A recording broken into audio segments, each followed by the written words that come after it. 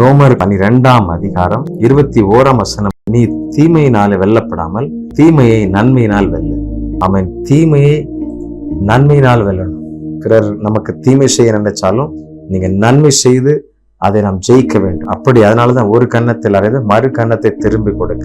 உங்களை தவறா பேசுகிறவர்கள்ட்ட நீங்க சந்தோஷமா பேசி பாருங்க. என்ன பேசிட்ட, நான் உன்னை ரெண்டுல ஒண்ணு பார்க்காம விட மாட்டேன் அப்படின்னு சொல்றதை காட்டிலும் கர்த்தருடைய சாயல்ல கர்த்தர் பார்க்கிற மாதிரி, கர்த்தர் பேசுகிற மாதிரி நீங்க பேசி பாருங்க.